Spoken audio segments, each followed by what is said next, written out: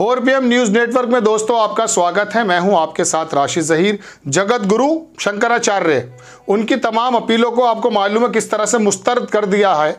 वो हर जगह अपने गुहार लगाई कि साहब Modi ji, you are not a right person for the यजमान। आप नहीं है सही, आपने समय गलत रखा है। ये आप चुनाव के मद्देनजर रख रहे हैं। सुनता कौन है? कोई नहीं सुन रहा है। लेकिन अब उन्हीं चारों में से एक साहब ने लेटर लिखा, वो तो सुन लीजिए। ये तो धार्मिक लोग हैं।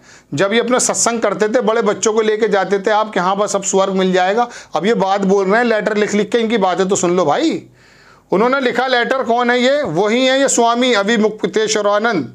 इन्होंने लेटर किसे लिखा है वो देख लीजिए ज़रा आप।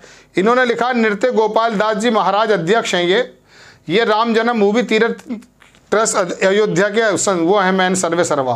इन्होंने लिखा है कि सरकार आप हमारी बात सुन लीजिए। रामलला जो पहले से वहाँ प्रकट हो गई थी, उसको हटा करके दूसरी नई रखने की बात की जा रही है। क्या ये ठीक है? ये क्यों कर रहे हैं आप? ऐसा मना की होने दीजिए। वो पूरा लेटर दिखाता हूँ, 1-2 मिनट तो रुके रहेंगे या भागेंगे? रुक जाइए, बड़ी इंपॉर्टेंट खबरें हैं। धर्म की खबर है भाई। धर्म की खबरें तो आप बड़े चाव से सुनते हैं। देखिए ये लेटर देखिए, इसके अंदर लिखा यह है, जनाबे मन के बीते कल दिनांक 17 जनवरी को कल समाचार माध्यमों से ज्ञात हुआ कि रामलला की मूर्ति, बहुत इंटरेस्टिंग है, 2 मिनट समय रुके रहिएगा, का स्थान विशेष राम मंदिर से परिसर लाई गई है। उसी प्रतिष्ठा निर्माणाधीन मंदिर के गर्भगृह में की जानी है। एक ट्रक भी दिखाया गया है जिसमें मूर्ति लाई जा रही है।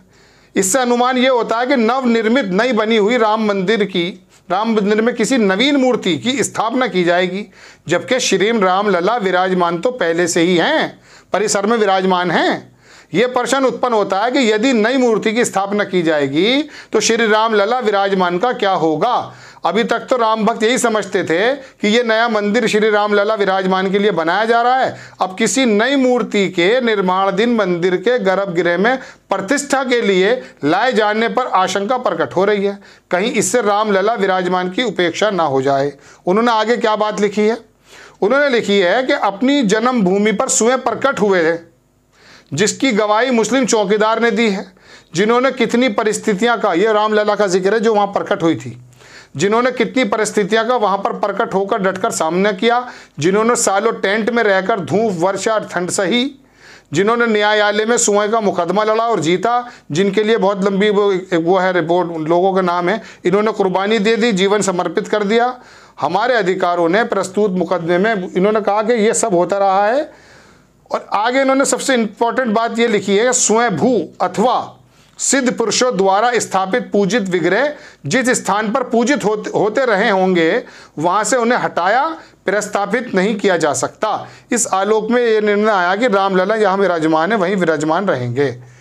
कहाँ ले जाएंगे आप पुराना वो रामलला जो थे, वहाँ जो प्रकट हो गए थे, उनका क्या करोगे? लो देख लो, दूसरी तस्वीर भी आ गई है, वो भी मैं दिखा देता हूँ आपको। वो बना दिए उन्होंने भैया, वहाँ कर्नाटक के हैं कोई साहब, उन्होंने भेजी है वो पूरी और उन्होंने दिखा भी दी है। क्या करेंगे आप? देख लीजिए, ये रही वो मूर्ति। अयोध्या में रामलला की 51 इंच की नई प्रतिमा, इसे मैसूर के शिल्पकार अरुण योगीराज ने बनाया है। काले पत्थरों से बनी यह प्रतिमा भगवान राम को 5 साल की उम्र का दिखाती है। इस प्रतिमा की प्राण प्रतिष्ठा 22 को होगी। तो पुरानी का क्या करोगे? ये बात कह रहे हैं वो अविमुक्तेश्वरानंद साहब। इनकी ये बात तो सुन लेंगे, अदालत नहीं सुन रही है, आप भी नहीं सुन रहे हैं।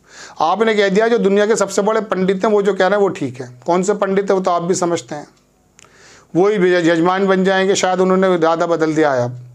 तो कहने का मतलब यह है दर्शकों कि अब उन्होंने गुहार लगाई है अयोध्या ट्रस्ट के जो सर्वे सर्वा हैं कि साहब आप ये धर्म के खिलाफ काम हो रहा है, इसे रोकिए।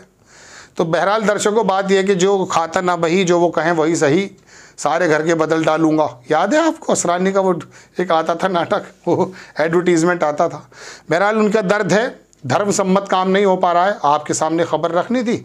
आपको खबर कैसी लगी अपनी राय कमेंट्स बॉक्स में ज़रूर दीजिए। चैनल को सब्सक्राइब कीजिए, शेयर कीजिए। नेक्स्ट टाइम मैं किसी खबर के साथ हाजिर होता हूँ। जय हिंद।